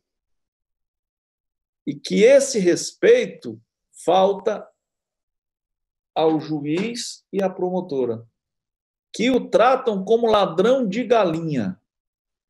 Repara, Rômulo, qual é a razão de o Lula estar tão irritadiço, batendo as folhas, tomando água, né? É porque na cabeça do Lula, e ele enfatiza isso nos discursos que faz, o que é que o Lula se ressente? Não é possível que essas pessoas achem que eu, que tinha dinheiro para fazer a reforma do sítio, o Lula fala isso no depoimento, que tem dinheiro, me corromperia por algo tão pequeno. O Lula se irrita quando o procurador da República pergunta por que é que o Maradona mandou a mensagem relatando a morte de Pintos.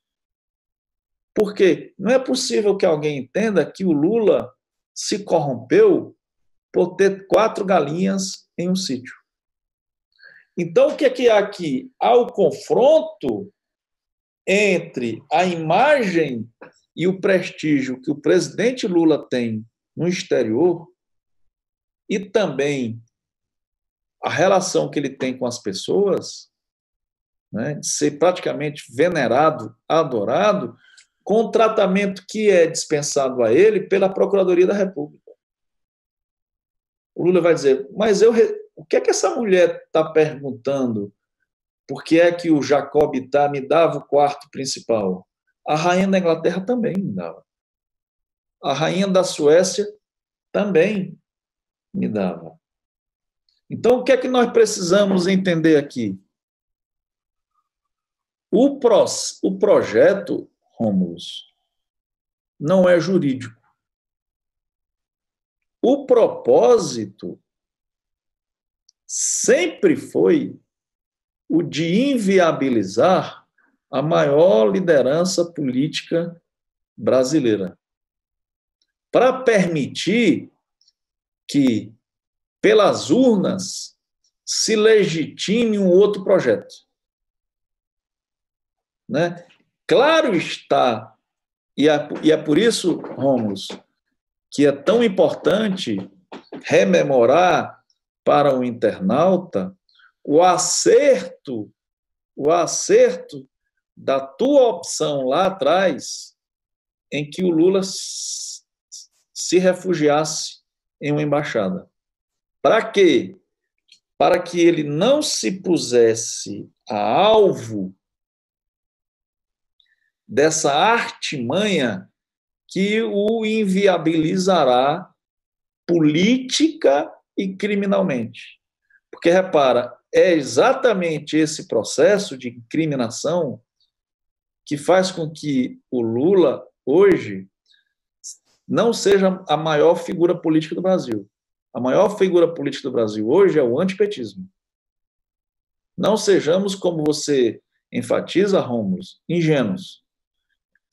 Nós só ganhamos a eleição porque essa narrativa de transformar o Lula em bandido ganhou. Certo? A história foi escrita imediatamente, construindo uma força política que possibilitou que o Moro seja ministro da Justiça. Ministro e juiz, simultaneamente. Como que é a juíza? Meu colega Moro. O Lula não sequer pode fazer referência ao Moro. Né? E mais, por que o Lula não mencionou a indicação no depoimento, o juiz, o advogado, que o Lula estava tão certo, o Lula, que autorizou essa atuação do Moro, o levou a ser ministro da Justiça? Bem, é isso. Se nós tivermos aí, doutor Ramos, algum debate, doutor Carlos Krebs. O Carlos agora eu fiz aqui, vou fazer uma confissão aqui, eu pedi para o Carlos, o Carlos deve ser da minha mesma idade, nós temos 35, né, Carlos? Por aí. Por aí, temos a idade do Rômulo, mais ou menos, né, Rômulo? Exatamente, estamos todos a mesma geração. A gente só tem mais pelo no rosto que o Rômulo, a idade é a mesma. A gente cresceu na redemocratização, né? Ô, professor Luiz Moreira, eu acho que você fez uma exposição aqui quase exaustiva, eu não teria nada a acrescentar. Você analisou em detalhes não só o conteúdo das falas, mas principalmente as entrelinhas, que era o que você tinha sugerido fazer. Eu acho que foi cumprido com louvor. O que eu vou falar vai além disso, são aspectos tangenciais, que era o seguinte: mais uma vez, aí no final você faz referência àquela sugestão que nós fizemos aqui bem antes dele ser preso. Nesse artigo eu vou mostrar mais uma vez, para que o Lula fosse para uma embaixada. Por que eu faço isso mais uma vez? Por que eu vou mostrar de novo? Pelo seguinte, professor, porque várias das pessoas, nós temos fontes no Brasil, várias das pessoas que naquele momento falaram que o Lula não podia ir para uma embaixada, porque isso era coisa de fujão, né, não poderia, não sei o que tal, como que ele deixa a luta, várias dessas pessoas já estão com seus planos de fuga prontinhos. Se a coisa apertar no Brasil, elas vão dar no pé. O Lula fica preso lá, mas esse pessoal todo, vários desses, não posso dizer todos, mas vários desses nós sabemos que já estão com o plano de fuga prontinho, só esperando o sinal para sair, né? Porque tem alguns sendo feitos pelo próprio presidente aí, Rômulo, o plano de fuga. Corre em Brasília, que tem um tal de um listão já, um listão assim com os nomes tal, do pessoal, não sei se é boato, né, mas eu ouvi de pessoas aí que inclusive temem estar no listão, né, até comentaristas do Duplo Expresso, por exemplo, assim, temem estar nesse tal listão lá que está circulando. E o que eu sei é que muitas dessas pessoas do entorno do presidente Lula, que davam esse aconselhamento, que dizia que ele tinha que ficar, já estão com seu plano de fuga prontinho, aí o passaporte em dia, passagem reservada, enfim, né? Mas serviu como cabo eleitoral, né? Para botar no santinho, os deputados renovarem seus mandatos, para isso serviu. Agora ele continua lá com a perspectiva negativa, que é muito bem refletida no semblante dele, na voz, nos sinais visíveis de irritação, como eu falei, a questão ali, o movimento compulsivo com a garrafa, gaguejando, como você falou, professor, batendo os documentos na mesa, enfim, é lamentável tudo isso, mas eu tenho mais uma coisa a acrescentar, professor, porque aqui a gente não desiste nunca.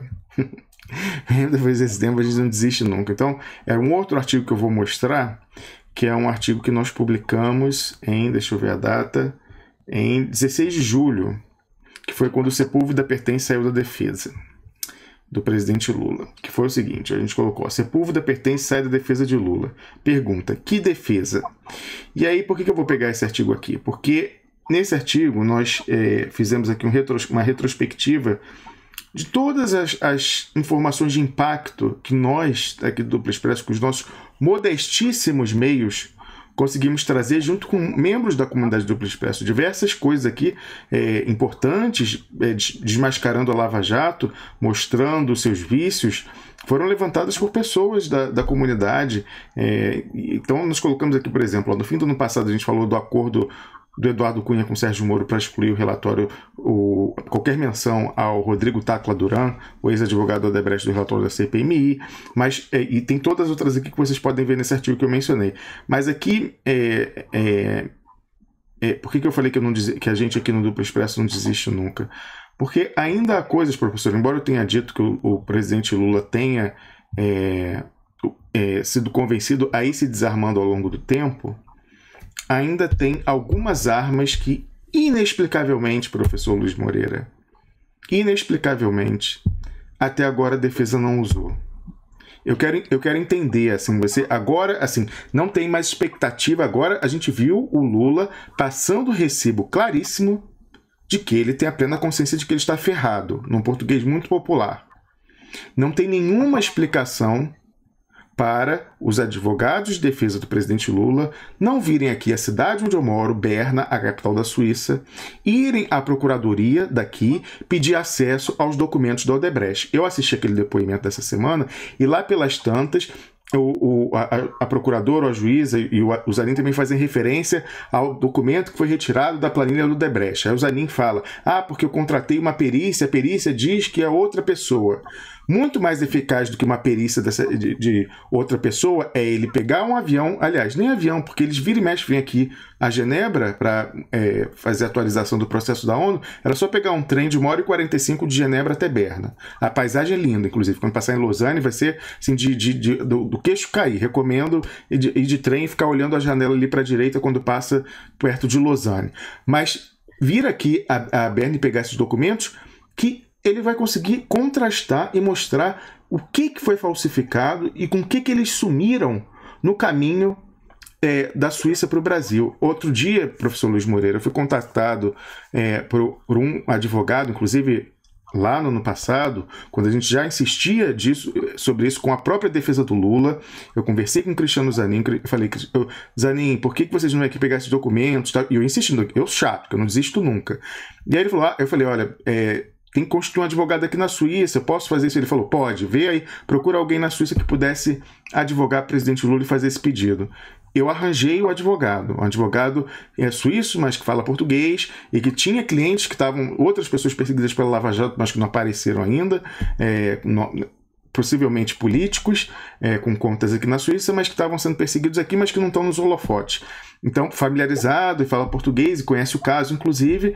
E aí eu perguntei para ele, olha, tem algum conflito de interesse? Ele falou, não tem, posso advogar, depois de fazer um exame lá. Falou, teria muita honra em advogar o presidente Lula nesse caso. Seria até importante, porque como ele é icônico, para mostrar... Porque aqui na Suíça, a Procuradoria, eles têm uma imagem de que a Lava Jato é, assim, impecável nos procedimentos. Então, o caso do Lula, por exemplo, ele leu a sentença, leu aqueles... número, vários pareceres que foram escritos sobre a fragilidade da sentença, e essa informação sobre os abusos da Lava Jato e as violações ao devido processo, isso não chegou à Procuradoria aqui na Suíça. Eu falei, não, trazendo a figura do Lula, aí vai ficar claro e vai ajudar até os meus outros clientes aqui também, que também estão tendo seus direitos violados pela Lava Jato. Aí eu contatei esse advogado e depois aí eu voltei para o Zanin e falei isso em fevereiro, professor, muito antes do Lula ser preso, fevereiro desse ano. Aí falei com o Zanin, aí falei, olha, já tem um advogado, ele viu que não tem conflito de interesse, agora, não ouvi mais. Coincidiu, infelizmente, desgraçadamente, coincidiu de ser a mesma semana em fevereiro, lá pelo final de fevereiro, 20 de fevereiro, com a semana em que a gente conseguiu aquele documento, que era uma prova de crime do Sérgio Moro, crime de fraude processual, que era aquele pedido clandestino do Ministério Público do Brasil para ouvir escondido o Tacla Duran na Espanha, enquanto isso era negado dentro do processo por meio de uma carta rogatória à defesa do presidente Lula. Então ali era configuração, e aí a gente publicou todo feliz, achando agora vai. A última comunicação com o Zanin foi justamente essa. No dia que eu publiquei esse documento, mandei primeiro para ele, e aí ele me deu os parabéns, falou, parabéns vocês aí e tal. Aí mais ou menos no mesmo dia, eu tinha mandado essa informação. O advogado vai poder pegar, falou que quer só a procuração do Lula para ir buscar esses documentos e mostrar os documentos que a Lava Jato os documentos que eles deram sumiço, na travessia do Atlântico. 3.000 documentos sumiram, professor. A gente já falou aqui, tem uma empresa de perícia criminal americana chamada FRA, isso foi uma informação levantada por um membro da comunidade. No site deles, eles fizeram para aparecer assim, aquela coisa para mostrar para os futuros clientes, serviços que já fizemos, tal. Eles fizeram estudo de caso Lava Jato. E aí falaram, olha, a gente resgatou 18.000 documentos.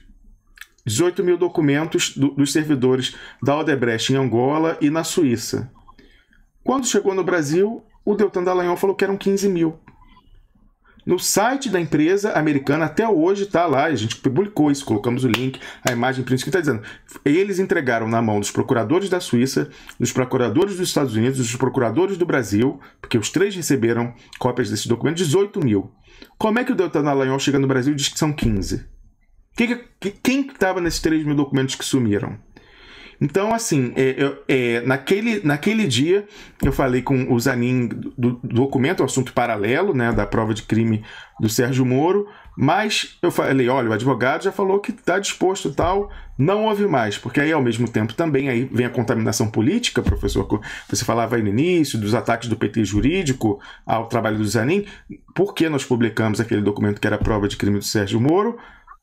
Representantes do PT jurídico, como o Vadi Damus, o Paulo Pimenta não é advogado, mas ficava ali na aba do Vadi Damus, entraram numa espiral destrutiva contra a gente. Assim, resolveram que a gente tinha que sumir do mapa, ser erradicado, e começaram a assediar parlamentares, deputados, senadores, os seus respectivos gabinetes, nos corredores, assim, já sem nenhum cuidado, né? Não esperando para falar discretamente, se tornou uma coisa ostensiva, dizendo que todo mundo, ninguém do PT poderia mais vir aqui ao programa, ninguém de movimento social e tal, e falando que nós éramos perigosos, que nós éramos golpistas, trambiqueiros, que tínhamos arrumado um documento falso e que queríamos desmoralizar a defesa do presidente Lula. E que a defesa do presidente Lula não queria saber de documento. Quando, como eu disse aqui, a primeira pessoa para quem nós mandamos o documento foi o Cristiano Zanin, que nos deu os parabéns. Depois disso não houve mais, porque a gente virou persona não grata no PT, graças a esses deputados, os mesmos que fizeram o habeas corpus fake, lá colocando o Moro como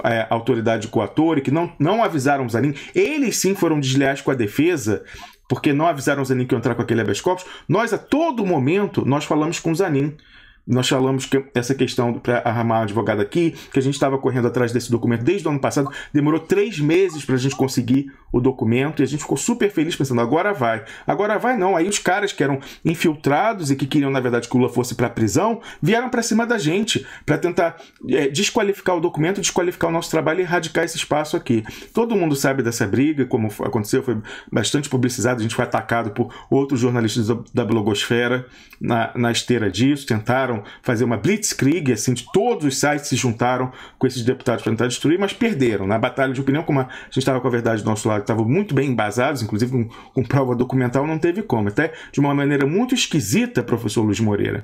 Quando a gente mostrou essa prova documental, que era uma carta pedindo...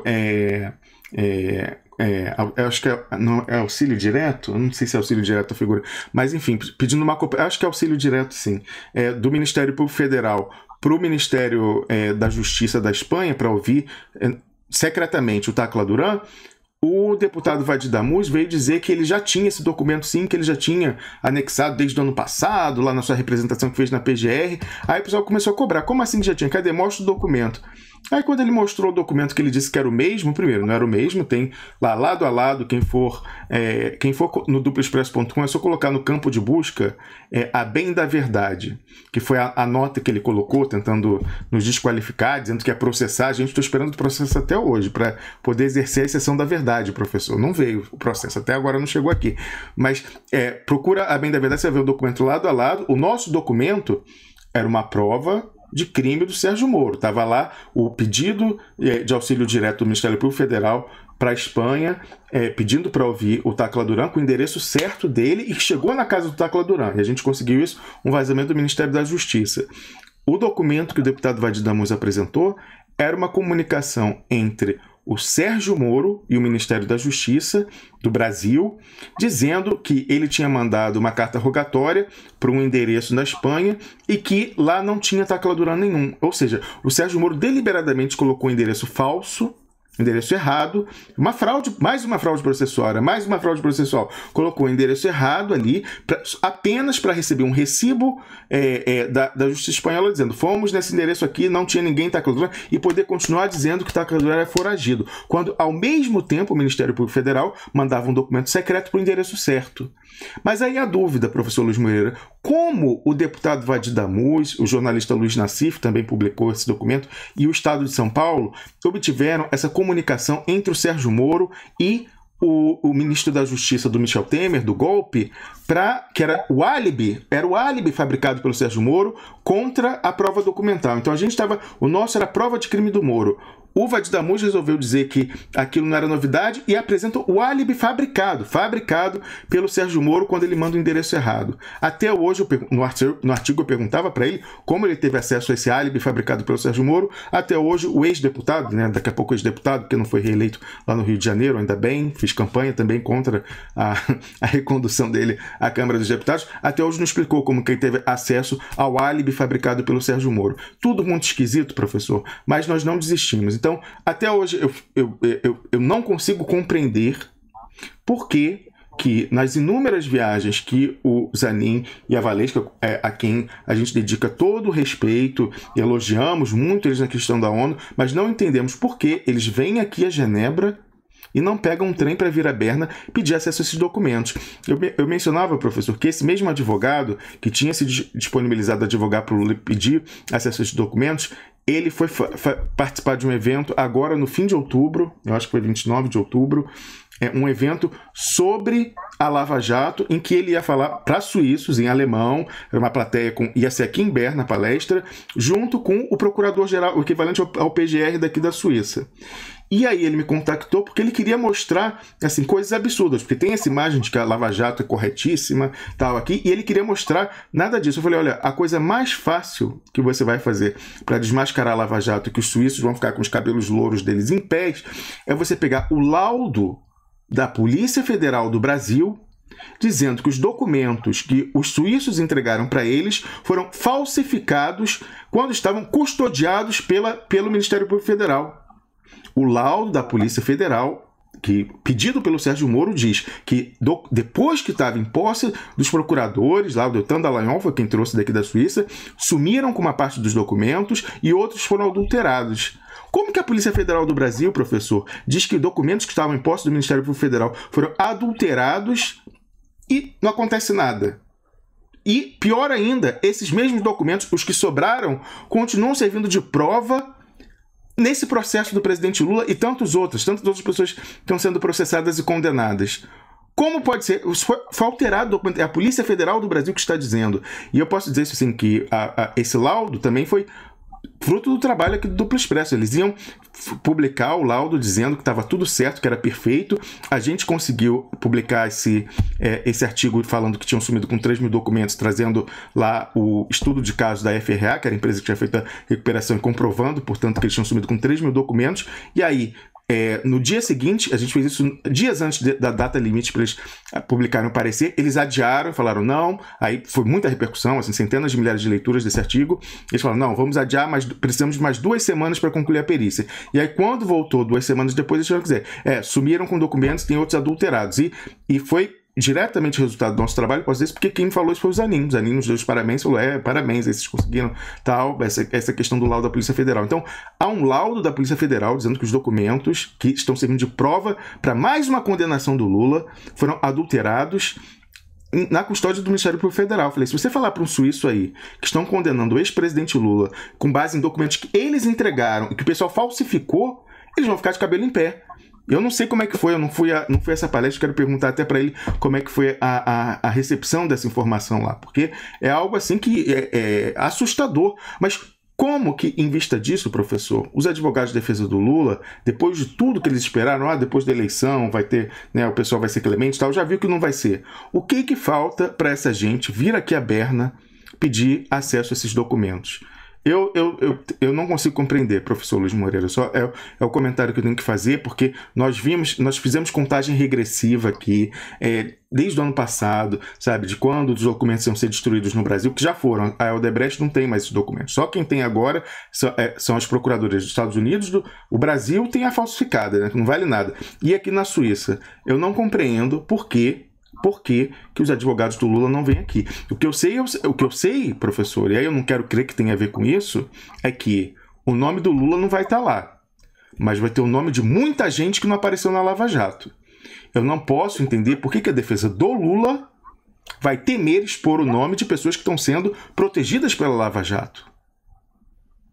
Então, assim, eu tenho uma certa perplexidade com isso, e depois de ver o depoimento do Lula nessa semana, eu tenho que retomar esse tema, no qual nós batemos por muito tempo aqui no Duplo Expresso.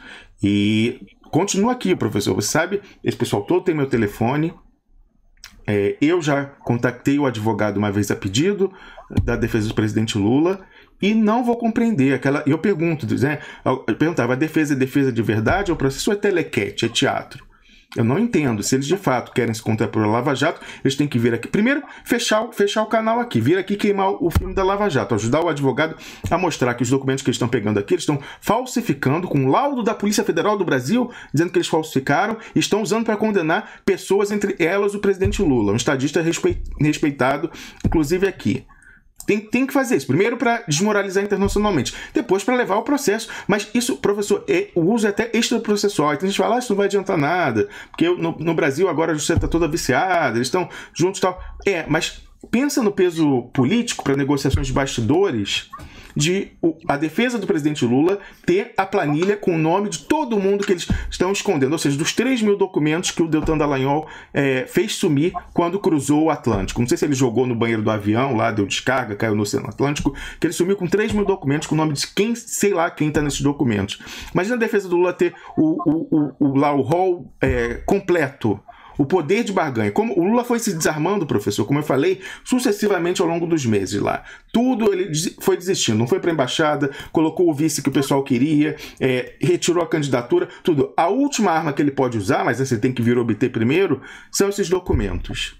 Eu não entendo, não tenho como compreender se isso não for feito, aí eu não sei qual vai ser a explicação. Então, precisava fazer esse desabafo, professor, desculpa aqui, mas a gente não vai desistir, a gente está aqui para falar as verdades inconvenientes e vamos continuar falando. O nosso papel, nós estamos meses aqui, não teve Natal, Ano Novo para a gente ficou publicando coisas dessas bombásticas contra a Lava Jato na noite do 24 para 25 de dezembro, na noite de 31 de dezembro para 1º de janeiro desse ano. Agora eu acho que vai ser mais tranquilo, eu acho que a gente vai ter direito a recesso no fim do ano, mas todo esse esforço que a gente fez foi em vão porque essas pessoas do entorno ali bloquearam essa informação de chegar e também aconselharam contra. Não sei onde está sendo enterrado isso, mas que interesse alguém que em tese está do lado do presidente Lula, que interesse essa pessoa pode ter em não vir acessar um documento que prova a inocência do Lula e coloca sob risco os algozes do Lula? Então, assim, em tese, essa tua pergunta é uma pergunta retórica, né, Ramos? Carlos Krebs, eu espero que ela não seja retórica. Eu quero que a pergunta deixe de ser retórica. É isso, professor. Então, eu não sei se o Carlos Krebs quer fazer algum comentário. Você, professor, eu sei que é uma situação constrangedora, delicada, mas eu não posso me furtar depois de ver o depoimento do presidente Lula, que me incomodou profundamente, ver ele com aquela consciência que ele está, de que ele está ferrado. Lembrar essas questões, que eles têm os documentos, quer dizer, eles podem vir aqui pedir os documentos e nunca fizeram isso. Então... Eu só queria complementar o que o professor falou em relação a essa pergunta que o Lula fez no início da audiência, de, afinal de contas, eu sou ou não sou o proprietário desse sítio? E antes da juíza informar para ele que isso não vinha ao caso, ela fez questão de deixar bem claro, bem marcado, que ela não estava ali para ser interrogado. Quem estava ali para ser interrogado era ele. Quem tinha que responder perguntas era ele e não ela. É verdade, Carlos Krebs. Então, a gente vai encaminhando aqui para o final do programa. E, eu peço para você mandar aí o superchat para a gente poder ler. Teve alguns aí ao longo do programa, estou vendo aqui, mas são dúvidas que ficam. Então, quem tiver interesse em se aprofundar sobre essa questão, mais uma vez eu vou mostrar aqui o artigo, ó, tá lá, deixa eu botar aqui na tela, esse aqui, ó, Sepúlveda pertence à defesa do Lula. Pergunta, que defesa? Aí lá tem o elenco de todos os documentos que a gente conseguiu levantar com a ajuda aí do pessoal da comunidade ao longo dos meses, desde o fim do ano passado, desde novembro do ano passado, e que nunca foram usados inexplicavelmente nem por quem fazia a defesa política do Lula, no caso político-administrativa, que eram o Vade Damoso, Paulo Pimenta e Paulo Teixeira, nem também pela defesa técnica, e por último a gente se perguntando isso, ó, aqui, ó, em negrito, botando no final, ó, por que não levaram, por que a defesa não levou ao processo oitiva secreta de tacladura na Espanha? Por que a defesa não vem à Suíça pedir acesso às provas negadas por Sérgio Moro? Quem quiser entender, é só ler esse artigo que está lá bem completinho. E aí, por último, enquanto o York está pegando aí o superchat, eu queria mostrar que em outro artigo, aquele ao qual o professor fez referência no início da fala dele, lá do baile da ilha fiscal, que foi publicado agora em 28 de outubro, no dia do resultado do segundo turno, ó, Caetano, Chico e o novo baile da ilha fiscal barraram Mano Brown. Lá no final, eu coloquei um vídeo editado sensacional que foi feito por um expressonauta de uma fala, de uma das primeiras vezes que a socióloga Thaís Moia participou aqui do programa. E eu peço que vocês prestem atenção principalmente à fala do Aloysio Mercadante no final, que foi a fala dele no dia, logo depois que o Lula se entregou. E preste atenção no que a Thaís Moia vai falar e preste atenção no que esse expressonauta colocou aí do Aloysio Mercadante falando no dia da prisão lá em 7 de abril. Vamos lá. Faz sentido isso que eu... Opa. Bom. Só fez sentido isso que eu vivi lá na CUT agora, recentemente. Nada acontece por acaso, né? Mas as coisas foram acontecendo lá na CUT que quando eu vi no sábado, ele se entregou no sábado, né? Foi na missa. Foram acontecendo, na hora que ele entrou no colo das pessoas, não sei o que, eu estava bem na parte que entrar pela escada ali, para subir no segundo andar, onde era o QG dele. E eu ajudei os seguranças ali e tal, quase me estrepei toda, fiquei toda machucada, daí fiz amizade. Quando eu vi, eu estava no segundo andar. Eu estava, sentada do lado do Haddad, do Mercadante, das pessoas que estavam esperando ser chamadas para falar com ele. Manuela Haddad, a senadora Regina. Daí a gente conversando, assim, eu sou meio boca aberta mesmo, não tenho muita vergonha, fui conversando e eu estava com uma coisa na minha cabeça, que era assim, da gente fazer, eu acho que isso a gente tem que fazer até agora, assim, uma ideia que pode ser pensada, da gente articular uma caravana que saia aqui do Nordeste, que articule com o Norte, Nordeste, que desça o país mesmo. É aqui que está o Lulira, então a gente desce até a porta da Polícia Federal, passando, sabe? Conversando com as pessoas, com os caminhoneiros do povo, fazendo política mesmo de novo, sabe? Da maneira como o PT fazia. E se isso minimamente funcionar, assim, se for articulado, se tiver estímulo, né, e tal, vai ter um impacto muito grande. Imagina chegar próximo disso na Polícia Federal. Enfim, eu falei disso para as pessoas que estavam lá. Elas fossem, tipo, os políticos, os sindicalistas que eu conversei, eles gostaram, acharam que era viável, que podia de fato ter um impacto e tal. Aí quando eu falei com o Mercadante, ele gostou muito, até falou, ficava do lado dele e tal, e ele falou assim, acho que no aniversário dele é uma ótima. E eu sei, né, que o aniversário dele é em outubro, porque ele nasceu dia 6, mas ele é registrado no final, e dizem que ele é escorpião. Ele não é escorpião, mas dizem que é. Como eu sou escorpião, eu sabia, né? E na hora eu regalei o outro, falei, é aniversário do Lula, sabe assim? Daí aquela confusão, que estava um clima de velório mesmo, assim.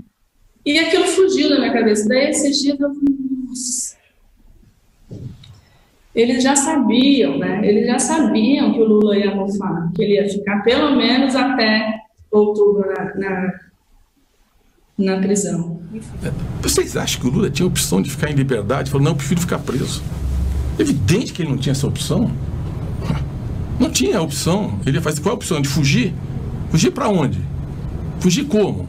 voltar as costas para os outros companheiros que estão presos, e ele não vai ter um gesto de liderar esse enfrentamento, de mostrar que é uma injustiça para o mundo, de mostrar, gerar uma indignação no Brasil quanto o que está acontecendo com ele, de questionar as decisões que estão na justiça. É através dessa luta que a gente vai recuperar a democracia do Brasil. Não tem como fugir disso. Então não existe essa hipótese. Não, o Lula tinha a opção pela liberdade. Não tinha. Ele foi sendo injustiçado, os processos atropelados, tinha mandato de prisão contra ele e seguramente ele seria perseguido e preso. Então não há essa opção. A opção, o Lula não optou pela cadeia. Ele simplesmente tomou a opção mais responsável que ele podia ter com o país, com a democracia, com o Estado de Direito, inclusive com os companheiros que estavam lá na porta do sindicato e que podiam ser expostos a cenas de violência. Esse é o Lula. Sempre foi esse. Esse foi o discurso, esse aí feito pelo Aloysio Mercadante, é o discurso que se fez ouvir e convenceram o presidente Lula a, por exemplo, não ir para uma embaixada e convenceram ele a não resistir naquele dia lá no sindicato. Essas pessoas todas agora estão bem, algumas delas, como eu falei, com seus planos de fuga já. O Aloysio Mercadante não precisa não, porque ele é um infiltrado. Isso fontes da inteligência de fora já dizem. Ele não corre risco nenhum em ficar no Brasil, porque ele trabalha, não é de hoje, trabalha desde antes do PT chegar ao governo para o outro lado. É um infiltrado que foi colocado no PT desde a sua origem. Então, esse não tem risco. Agora, outros, sim, que talvez tenham lá, até de boa fé, dito que o Lula deveria se entregar e não deveria ter ido para uma embaixada, muitos deles, até da ala esquerda do PT, já estão com seu plano de fuga aqui para a Europa. Professor Luiz Moreira, o programa agora vai se encaminhando para o final. Vou ler aqui o superchat brevemente para a gente se despedir do pessoal, porque tem algumas perguntas para você. Olha só, participaram hoje o Douglas Socar, o Reflexão Sempre, que falou: bom dia, expressionautas, saudade do Wellington. Todos estamos com saudade do Wellington, mas ele volta nesse fim de semana. Talvez até ele já participe no domingo. Fernando Albuquerque participou e falou: pergunta, professor Luiz Moreira, o que fazer para conseguir o exílio de Lula? Olha, eu vou falar agora, impossível, agora é impossível. Se ele tivesse uma embaixada, sim, aí seria concedido para ele um laissez-passer para ele ir para o aeroporto e partir para o exílio. Agora eu acho impossível. Professor, sua opinião é essa ou é diferente da minha? Deixa eu abrir aqui o microfone que está fechado. Pronto, pode falar, professor. Siga o relator. Pois é, agora já era. Quer dizer, vamos vir buscar os documentos aqui, né? Cadê? É o que falta. Reflexão Sempre voltou e falou o seguinte: depoimento de Lula tem repercussão internacional? Não vi nada aqui não, sinceramente não vi nada. Vai ser cada vez menor. Agora as manchetes do Brasil são sobre os absurdos do Bolsonaro aí, com esse chanceler, por exemplo.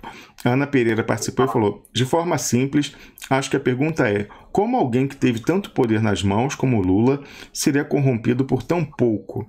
Essas merrecas não atrairiam nenhum prefeito de uma pequena cidade. O professor Luiz Moreira falava aí dos pintinhos, né, que morreram, enfim, com isso que o pessoal está trabalhando. A Ana Pereira voltou e falou o seguinte: como esses processos surreais podem repercutir no processo da ONU? Professor, devem ajudar, né? Assim, a perspectiva é que saia um resultado desse ano, isso deve ajudar. Mas isso, eu acho que, por enquanto, eu não sei se eles estão já colocando aqui no arquivo todos os processos, ou se ainda estão por fases, colocaram só o do triplex depois que a sentença saiu. Isso eu desconheço os detalhes do andamento processual aqui nas Nações Unidas, mas deve ajudar. Você concorda, professor Luiz Moreira? Concordo, sim. Deve ajudar se o PT não atrapalhar, né, Holmes? Pois é. E aproveitando mais uma vez, se vierem aqui trazer atualizações, por favor, peguem o trem 1h45, como eu falei, a vista é muito agradável, e peçam acesso aos documentos do Odebrecht aqui na Procuradoria da Suíça e desmoralizem internacionalmente a Lava Jato. A vista é agradável e a recompensa é melhor ainda. Para quem, né? O Carlos Krebs, essa que é a dúvida. Para quem? Será que é mesmo? Não sei. Duplo Expresso.